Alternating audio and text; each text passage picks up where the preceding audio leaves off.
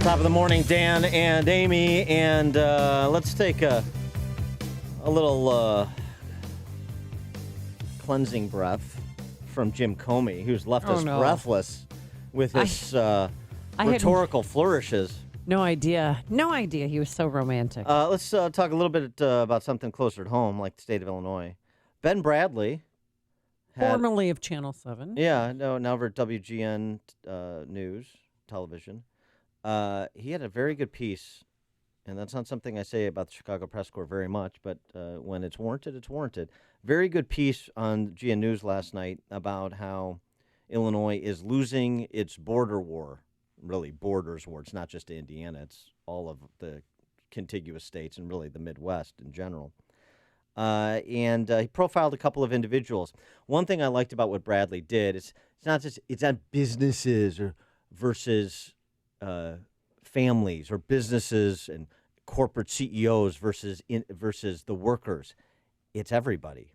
And he profiled Hoist Lift Truck, the company that moved recently from Bedford Park to East Chicago, Indiana, both from the perspective of a worker who works for Hoist and moved with Hoist out of Illinois to Indiana, as well as from the company CEO's perspective. Take a listen. Bill Roberts used to live in the western suburb. Then his company moved to northwest Indiana. I come here, I make more money, and everything's cheaper. It's a no-brainer. In 2015, Bill's employer, Hoist Lift Truck, moved from Bedford Park, Illinois, to East Chicago, Indiana. It's a family business that operated in Illinois for 24 years. Extremely difficult decision.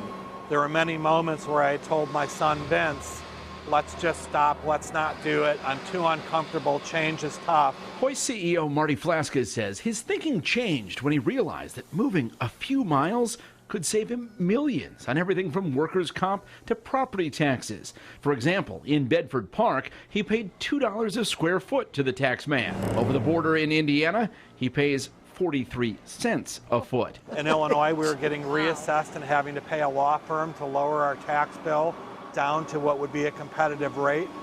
It was like a legal shakedown. Indiana economic development officials say Hoist is one of at least 50 Illinois companies that has made the move in the last few years, bringing more than 5,000 jobs with them.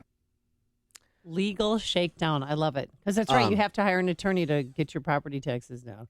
The cost per square foot for his facility 5 times lower in Indiana. You heard Bill Roberts, his employee. Everything is cheaper, and it's more accessible. Gas, property taxes, groceries, you name it. Quality of life is what he's talking about. Yeah. Any questions about Illinois and what has happened and is happening under Chicago Democrat leadership? I know Bruce Rauner's the governor. I'm aware since 2015. Hoist Lift Truck has been in business for a long time, as are the other 50 companies that have left in recent years, plural, not just the last two. The exodus from Illinois, businesses, families with the businesses that employ them, as is the case with the Flaska family and employees like Bill Roberts. Any questions? So everybody's got to make their choice. And you got 14 months to decide, revolt or bolt.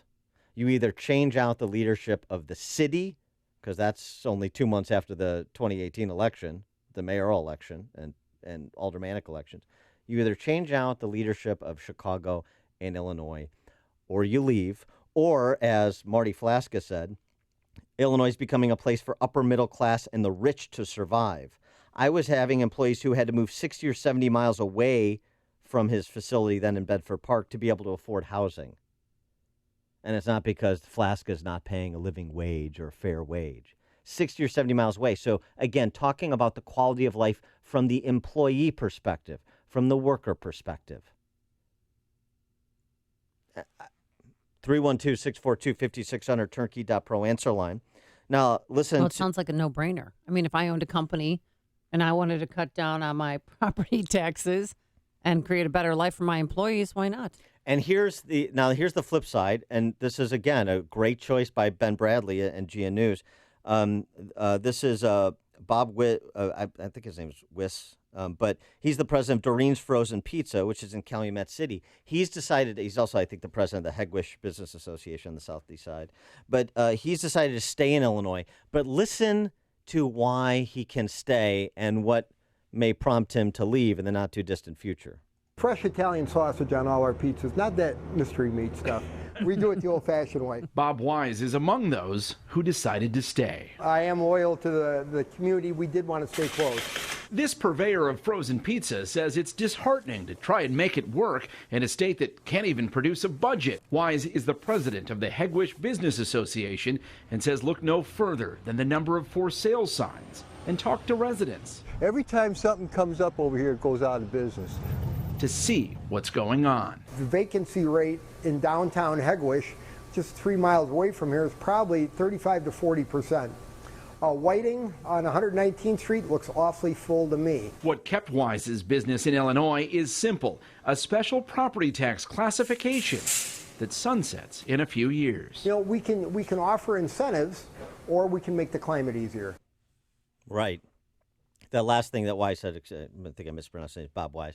The last thing he said. So he's got a special deal, and that's what that is an indicia of a banana republic, of a kleptocracy. The way you can stay is if you get the special deal. You get the inside play. You get the Maybe wire hire Mike contract. Madigan's attorney Well, or right. law firm to help you. So it's about clout, not the service or good you're providing, and the ability to get a carve out. And so, and what is, but Wise knows that, and he knows that the better play is the climate. Make the climate more hospitable. That's the play. That means policy choices very different than the policy choices Illinois has made for 40 years.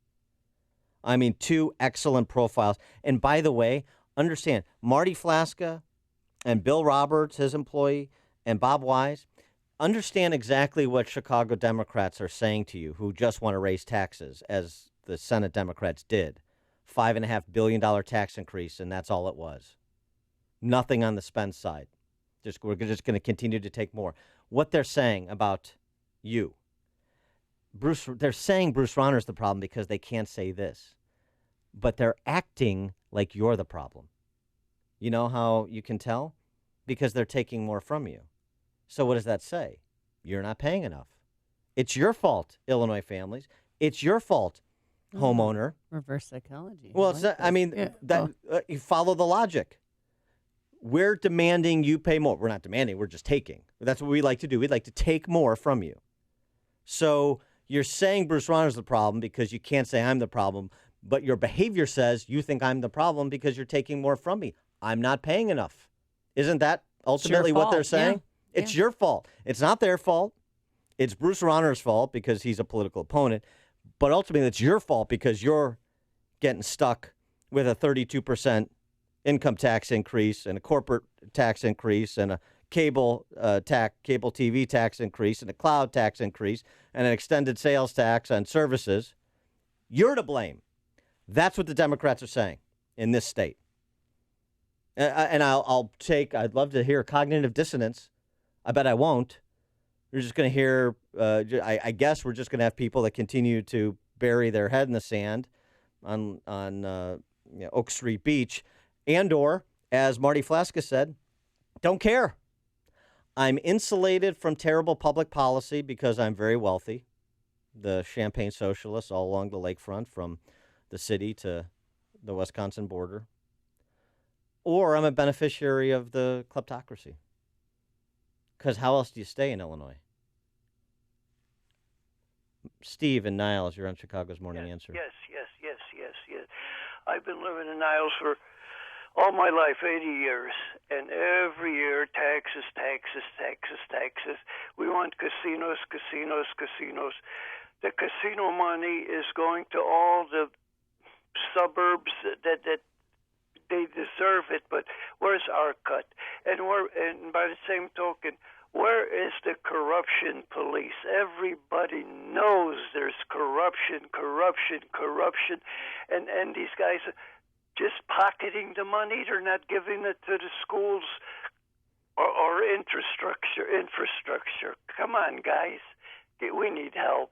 Thanks for the call, Steve. Home of Nick Blaze. He was the mayor of Niles who spent some time. And then he was inmate number 435621 Right. for some time.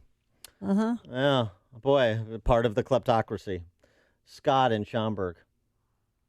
Good morning, team. Morning. Interesting topic, very timely. Considering we keep, what are we, more in debt today than we were yesterday in the state? Yep, Every day. while you were sleeping. Yes.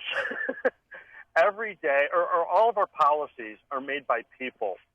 And we've been talking about the one guy who hasn't left the front of the ship in 30 years, and I guess he's put there by people. Yes. Voted in by a district. Let me ask you, Dan, you're supposed to vote as a citizen.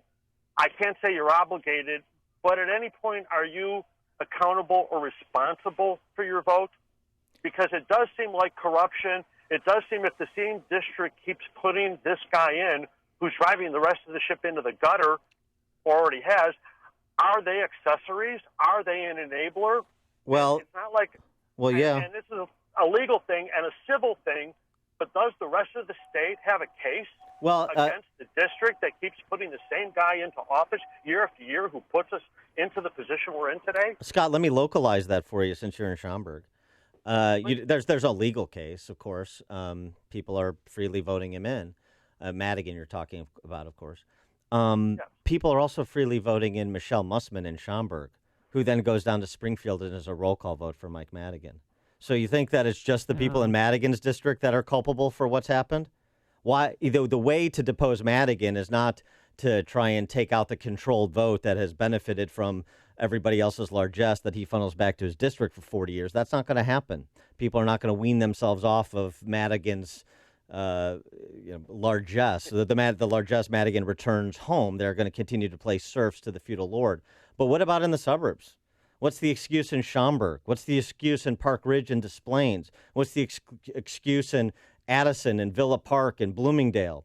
What's the excuse in Grays Lake and Lincolnshire? You know, I mean, So they're all Madigan's people? Well, these are Democrats in the suburbs where you have the suburbanites being pillaged, and then they say, well, it's Madigan's fault and those boneheads on the southwest side who vote for Madigan. What about the boneheads next door to you that vote for Michelle Mussman?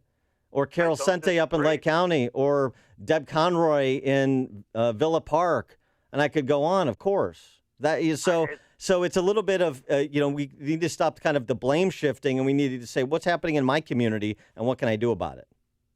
Don't disagree. It is local, and it sounds like education as to who's doing what to us is in order. And I don't disagree. The word needs to get out that there's a right way to conduct your affairs. Most of it financial, because that's what we kind of government for, to be smart with our dollar. And when it's not, it's just like your kids spending your bank account away. Don't let it happen. We got to be better cops of the people we put in office. Yep, absolutely. Because this stuff has to stop, or we are dead in the water. Thanks for the call, Scott. Thanks for the call. Appreciate it. And that's the job of the Republican Party too. That's the part of our blame, not doing a good enough job communicating, messaging, persuading. A lot of blame to go around. Megan in Whiting, Indiana. Hi, Dan and Amy. I just wanted to say, you guys probably already know this, but, San Francisco, that's a great example for us to stay away from. I mean, 10 years from now, are we going to have tent cities all over the city of Chicago because people who don't have, champagne socialist type money have it's already here. Nowhere to go. It's already here. Lawrence Avenue Bridge, Wilson Avenue Bridge. It's disgusting. Mayor Daley used to go Wacker. On Lower Wacker too. But I mean, if you've been over there, you're trying to get to the lakefront. It smells. It's disgusting. I mean, it's a sanitary issue at this point in time. And I know Mayor Daley used to go in there with a fire hose and get them out. And they put in brighter lights. They've offered them Section 8 housing. It is disgusting. We have soccer along the lakefront, and people from the suburbs drive in to our games and have to see that and smell that. And there are very aggressive homeless people because they don't want, that's their retirement plan. Oh, I'm just going to camp out here. Yeah. And now they're all starting to put up tents along Lakeshore Drive. Well, it's not. It's an eyesore. Yeah. Thanks for the call. Megan. And let's be clear. I'm compassionate to a point. Yeah, but the problem in this state is not the homeless. It's the policies that are displacing more people from their homes. And, oh, by the way, it's the choices that homeowners are making, the self-sufficient are making. I'm going camping this weekend along Lakeshore Drive. That's what I'm going to do. Dan and Wilmette. We have low-tax states that people are moving to. Unfortunately for us, the low-tax states include New York and Connecticut, where the real estate taxes are half of what we pay in Illinois. Yeah. The real estate taxes are half in those two blue states. We are out of our frickin' minds. Yeah. Yeah. And by the way, you're in base camp for it. You want to talk about low information voters? Not you, Dan, that's based on what you just said, but Wilmette, Winnetka, Kenilworth, Glencoe, Highland Park, the Tony North Shore. Blank checks to the school districts. You can't spend enough.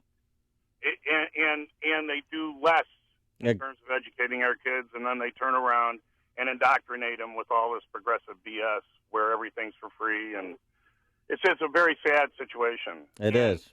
Illinois, get out of Dodge. When New York is a low-tax state, we're in trouble. Thanks for the call, Dan. Bruce and Skokie. Hi, how you doing? Great show. I listen every morning. Thank you. How is it that no one ever asked the question that how much was Madigan worth when he got into office 5,000 years ago? Now he's a multimillionaire. How is it that no one ever asked the questions? Wake up, people. How did Bill Clinton become a billionaire? He was making $35,000 a year as governor of Arkansas.